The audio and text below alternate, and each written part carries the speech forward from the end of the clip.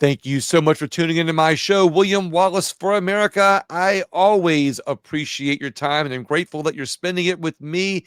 As I always like to say, I'm trying to bring on more guests that will not only enlighten you and inspire you, but give you some information on things that you can do to be able to help unite a few more people in this world. As I always say, we're always divided on different political sides, but there's a lot of things that do unite us, and I'm always looking for those guests that do. And with me today is one that does just that. I believe is John Cerniglia with Sat7. If I said that correctly, John. You have, William. Thanks for having me today. It's great to be with you. Well, I appreciate it. I got to tell you. And by the way, I do ask for my listeners to always go check out Bond Arms and Patriot Mobile too. We're on the show, but John, Sat7, I found out about you and my curiosity got piqued, at a couple of different things. And we're going to go through those in the first few minutes to pique our listeners' interest. But let's start out with, what is Sat7? Yeah, great question, William. So, we are a satellite media ministry, and we use satellite broadcasts on 4 channels to reach 14 million television viewers a year in the Middle East and North Africa. That's a very specific target. You said northeast to Africa. Is that what you said? The Middle East and North Africa, 25 Muslim majority nations in the Middle East and North Africa. Okay, so you're reaching Muslim nations. You have 4 major networks on Sat7. What do you guys broadcast? Yeah, the short answer is we broadcast the good news. That region of the world, if you live there, if you're raised there as a child, you face a lot of bad news, a lot of despair, a lot of darkness, a lot of fear. So we proclaim the good news of Jesus Christ through satellite television, and we reach 14 million people a year. Now, like now I'm hearing the good news of Jesus Christ. So my first question is, you're reaching millions of people in an area that is predominantly, as you said, Muslim in the Middle East.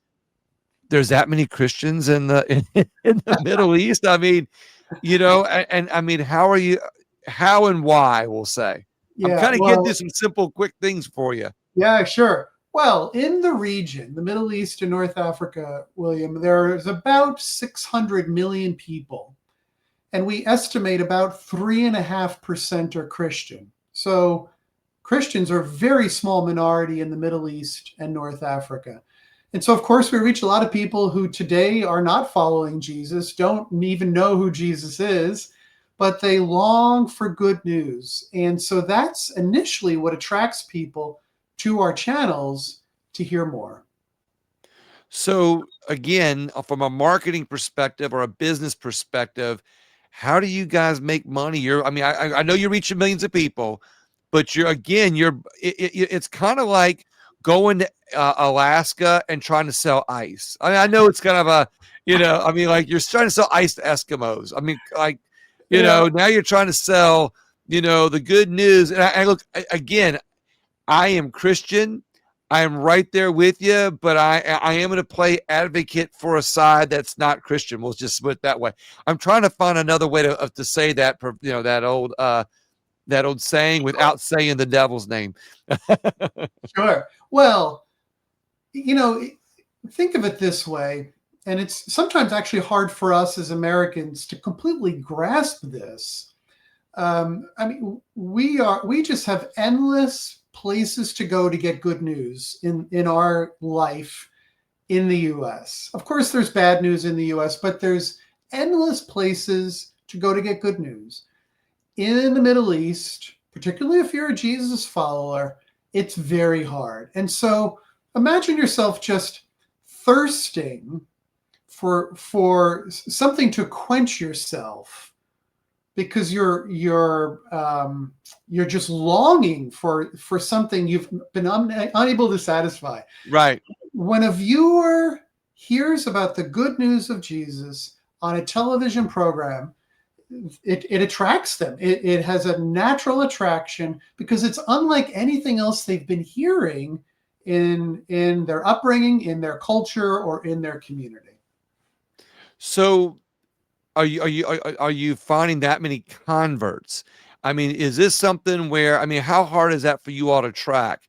You know, Yeah, I mean, granted, you've got the metrics that are right. telling how many millions of people that you're reaching, Yep. but do you really think you're converting that many people over there? I mean, because let me tell you, the reason they don't hear about Jesus is because, you know, they're being raised in a religion where there is no Jesus.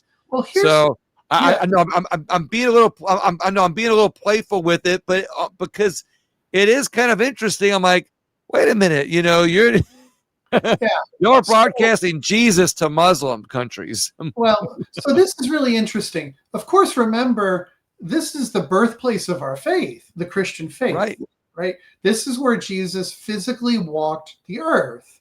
And so, interestingly, and Jesus in Islam is recognized as a prophet. He's not recognized as God, but he's recognized as a prophet. So, actually, Jesus has some street cred, if you will, in in, in the Middle East. Bro. In the Middle East, he is recognized as a prophet. He's spoken of in the Quran, in fact. Really? Yes. Now, there's also a lot of misconceptions about our faith, which of course we try to address. So here's the thing: the Christian faith is a recognized faith in the Middle East. There are ancient churches and cathedrals all spread all over the Middle East, and so in fact, it's sometimes our faith is misunderstood as a Western religion, which of course is not true. So when we can help Middle Easterners understand this is a faith of their forefathers, it's a faith of their ancestry, it's a faith of their region, Right. that helps. The other thing I would say, and this will sound a little weird, but it's absolutely true. We don't really have to convert people in the way that we think of conversion in an American or Western sense. Taking The down the River Jordan there in the Middle East Well, and giving them a listen, Jesus is appearing to people in dreams. We literally have people call us and who say to us, "A man in a white robe appeared to me in my dreams, and I want to learn more about this man. Do you know who this man is?" I mean, that's pretty serious stuff, William. that's good stuff. So so let's talk a little bit. Let's go. I'm gonna go backwards a little bit. So how did you start set seven? Yeah, Why did you start it? How do you set up, you know, everything that needs to be set up to be able to broadcast in a majority Muslim country about the good word of Jesus yeah, and not convert, but just spread the message? yeah. Great I questions. Great questions. and again, when I know I'm being lighthearted about this, but you know, I love to kind of be a little bit more laid back about it, and I just find not only do I believe that, you know, faith needs to be spread, the message, the good word needs to be spread. But I find it not only interesting, which is why I asked that question. And I'll get your answer in a second, but I find it very brave Yeah. and very passionate on about from what you're doing. But I'll let you answer that question first. Yeah, well, you're asking great questions and thrilled to have a conversation with William. So thank you for that. So we started 30 years ago. We were started largely by churches in the region, ancient churches, the Coptic Christian Church, the Orthodox Church, the Roman Catholic Church. In Lebanon, the Roman Catholic Church is known as the Maronite Church. And leaders from these churches wanted to be able to teach more and proclaim good news more to Christians across the region, and that was the original purpose. And in the Middle East, unlike the U.S., people in the Middle East 30 years ago and still today get their television by satellite. You and I think of satellite in the U.S. as like a premium option, right? You got to Right. pay a premium to get it. It's free over the air there. You don't pay for a subscription the way we would here in the US. And believe it or not, the governments support our work in the region because we don't speak ill of Islam or Muhammad. It's not our thing. Our job is not to judge. Our job is not to condemn. Our job is to proclaim good news. And so over 30 years, we've earned respect and trust from government leaders across the region. So, so tell me this: who got the idea that this was needed? I mean, like, how? I mean, you said it started 30 years ago. Like, who had the light bulb go off over their head and say the Middle East needs us? Which, by the way, before you ask that question, I know I was kind of got asked a question, then go back. I'm sorry, because you got so much interesting information, and when you talk about the churches and how this was, and maybe this is part of your answer, how many ancient religions were started in the Middle East, and it all goes back to Abraham. I mean, like, from Abraham came, the two religions. And of course, from the Jewish religion came Christianity. So all of that was in the Middle East. So it's not like you're trying to reintroduce Christianity. It's kind of like it was already over there, is where it started, like you said. But it's almost like when you look at how many the population of the Muslim faith over there, it's like they have almost erased Judaism. Mm. So when 30 years ago, who started it? And go ahead. Yeah, so a guy named Terry Ascott, who's British, was living in the region. He was a civil engineer, and he thinks he's got a good technological mind, a good process mind, and I think he had just a genuine question: how do we help more people in the region learn about this historic faith of their area? And even 30 years ago, satellite television was everywhere, so it just made sense to use satellite broadcasts to reach people easily that way. And he was wise in bringing the churches in the region together as a coalition to work collaboratively as one body, really, to start producing the content, because television's actually not for the faint of heart. Today we have 300 television programs on 4 channels running 24/7. That's a lot of content, William. Sure is. Yeah. So how is it funded? Yeah. So this is also a distinctive. If you watch television in the region, including a lot of Christian programming, you're going to see a lot of advertising for products. Nothing wrong with that. And you're going to see a lot of fundraising solicitations.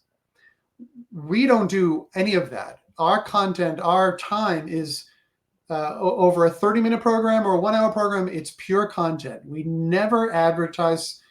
We never allow anybody to advertise, and we never ask for money on camera. So we're raising money from the West. We are engaging Western Jesus followers to help us bring the good news back to the Middle East, and so we're funded philanthropically. So this guy Ascot, felt it in his heart, compelled that this was his mission to be able to help support Christianity. I'm interpreting here. Yeah, See, good. it was his mission to spread to be able to not only strengthen Christianity that's there, but also help empower the people there who are Christians. I guess not feel alone. That's right. They're in an area where they're, Christian isolationism is a really serious issue there. Again, we don't think about this here in the U.S. Right. You drive 5 miles, you'll pass a dozen churches in a lot of our country. Well, you could be a believer in Iran, and you would never know if a neighbor is a Jesus follower or not. You're not going to go to a church to assemble and read the Bible. But if you can turn on the television and hear good teaching, if you could turn on the television and worship with other believers, and then we have a whole wide range of educational programs for children and for adults, things that are based on the Bible, but they're very practical things as well. Do you all track any metrics that show that your four channels are making a difference? Is there Sure, something that says, wow, sure, we know we're making a difference there? sure. A pretty powerful story. It's disturbing, but it's really insightful. So the way we're structured is we have four channels and we have viewer support teams so that if you're watching one of our channels, remember, this is not in English, right? It's in Arabic, So you're Farsi. doing Christianity in Arabic. Oh, of course. That's the native language. That's the All native. right. Yeah, yeah. So three languages, which are the primary languages of the region: Arabic, which is by far the most common language, spoken in about 23 nations that we reach; Turkish, obviously reaching Turkey; and Farsi, which reaches Iran and Afghanistan. So we had a viewer call in to one of our call centers. We have a call center for each of the channels because they're language based. And he was angry, yelling. And a young woman, Iranian woman, this was probably on WhatsApp or maybe Signal or Facebook Messenger. Right. And he's screaming and he yells at her and says, "You've destroyed my marriage. You've destroyed my marriage." And this young woman says to him, "Sir, I'm so sorry to hear that. What could we have possibly done?" And he basically said to her, you told my wife I shouldn't be beating her.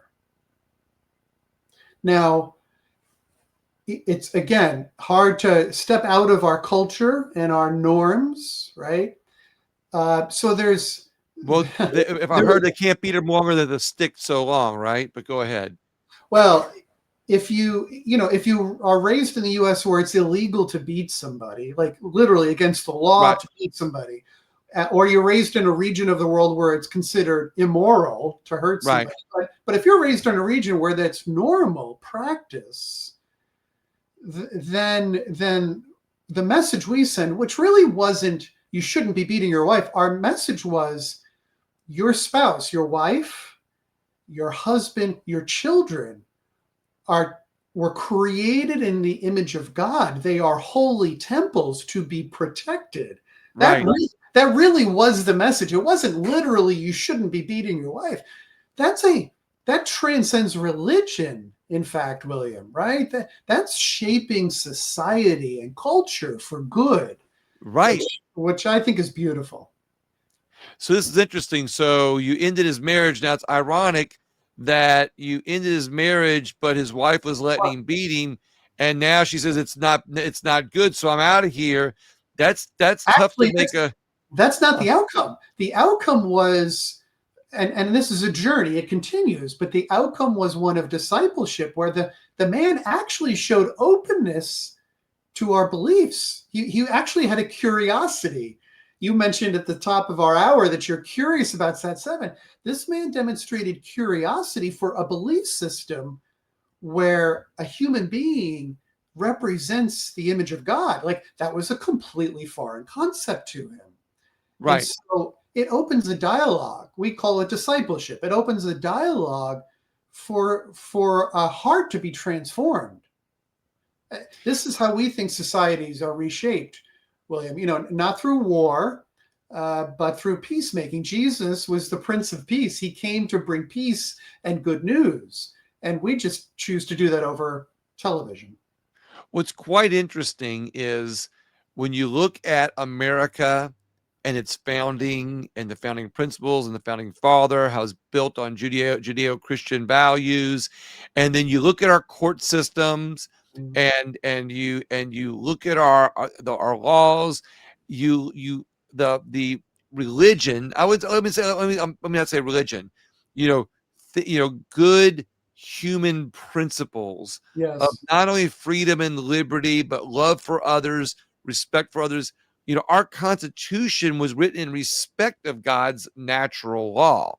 You know, you Yes. know, not just biblical principles, but God's natural laws with Yes. respect to that. And when you look at what it's done for a society, yeah, I don't think it's a coincidence that America has prospered, with respect for others, love of others, compassion, a Yes. legal system that has respect for not only God's natural laws, but things that are naturally good for other Yes. humans, and Yes. not to down any faiths in the Middle East, but in the Middle East, and even the ones that are bringing their faith to America, you find things that involve not only spousal abuse, but you find things that involve child abuse. You find things that involve beatings and canings and things that are in their belief system. So are we to say, hey, our belief system is better than yours, or we just say, hey, look, y'all been doing that since the Middle Ages. And again, I'm only trying to say this in a way to make the analogy to lead up to a question. How do you cross those lines? How do you say, hey, we've got something over here, you got something, you've been doing it this way, we're not saying we're better than you. How do you all cross those barriers? I mean, of course, we're talking four platforms, four stations, 24-hour content. It's a lot of people that you got to kind of like, that's a lot of cats to herd. Sorry to put it that way. Yeah, we have about How do y'all 300. do this? Yeah, we have about 300 people on our team at Set 7. About 250 are television production related people who live in the region, who live in the Middle East and North Africa. They're the ones curating content, writing stories. They're the ones presenting on screen to their own people. It's like anything else that piques your curiosity. I love that you used this idea of curiosity at the beginning of our time. There's something different. There's something unusual, and for curious people like you want to step into that. You want to Right. explore it. You might be suspicious of it, right? But if you're curious by nature, you're going to step into it.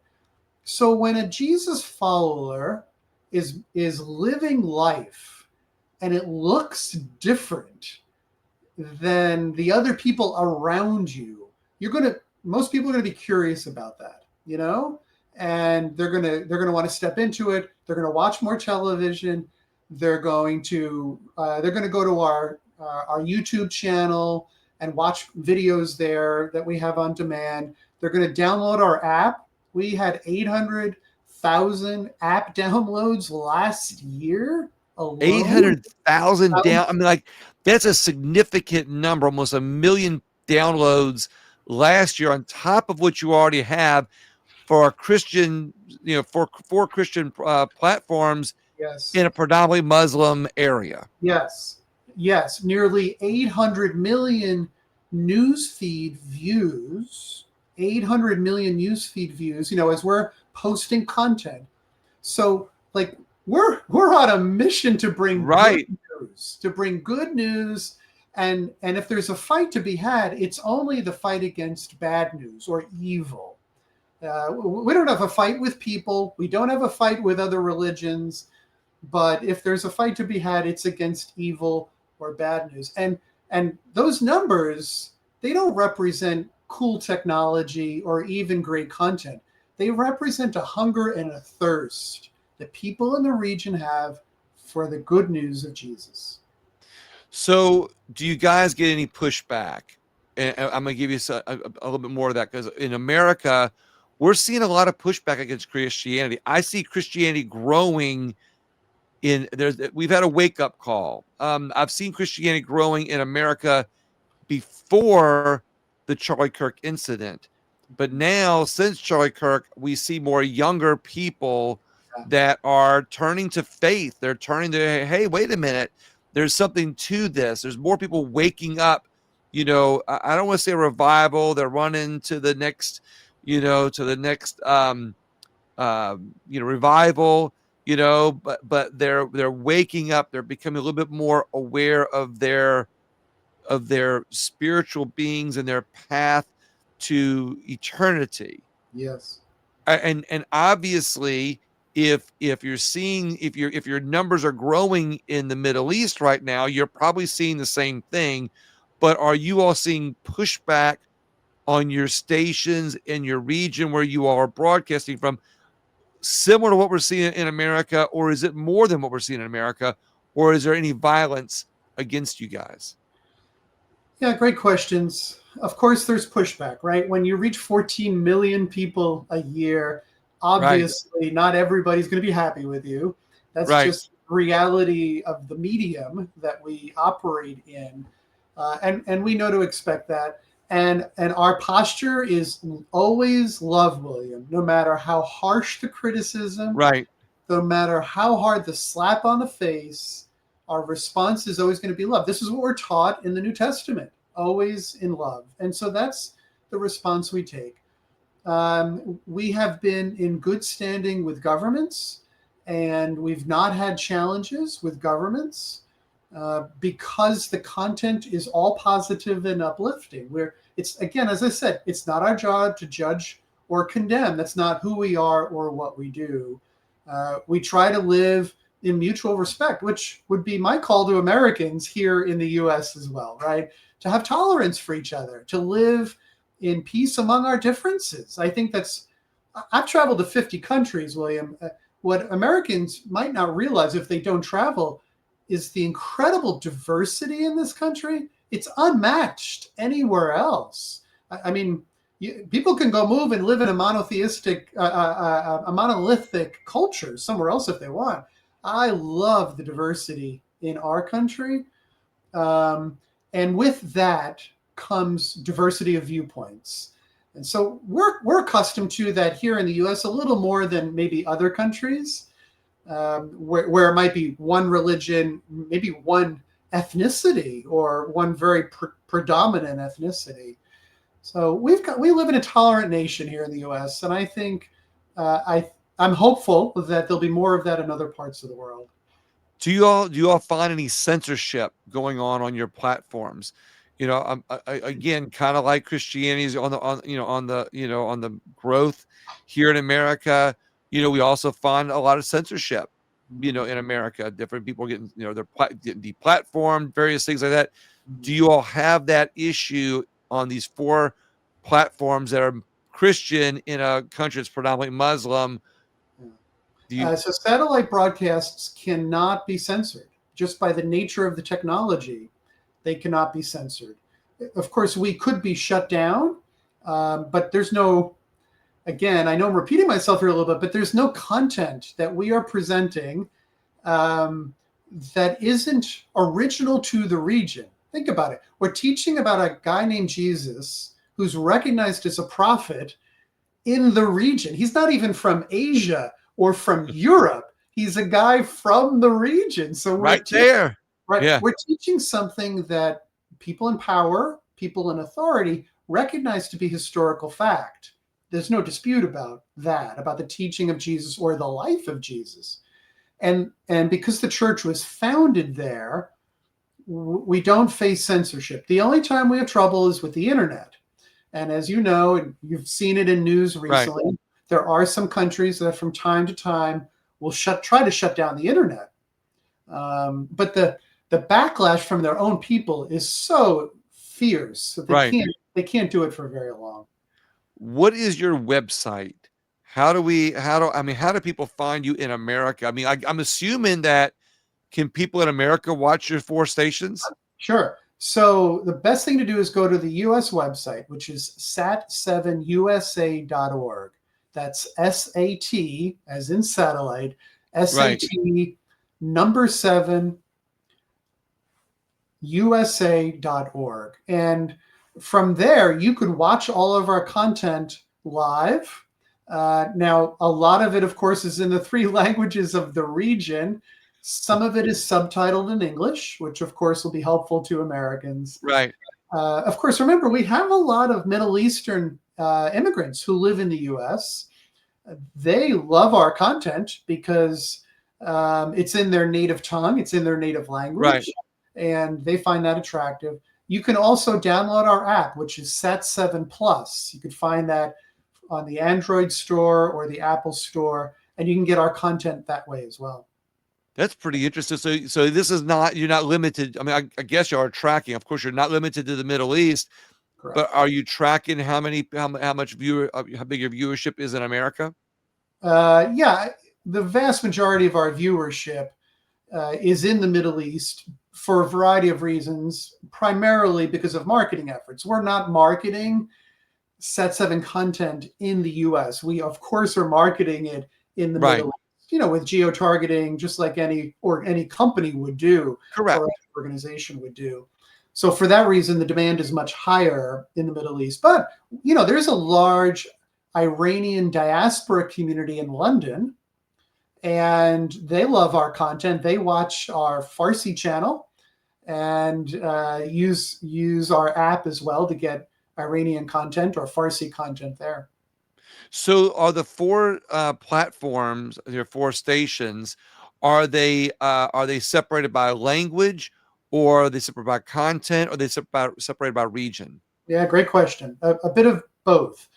So we have Sat7 Turk, which of course is our Turkish program. If you live in Turkey and you have a satellite dish, you'd find us there. There's Sat7 Pars, which is our Persian channel, which is how we reach Iranians and Afghanis mostly.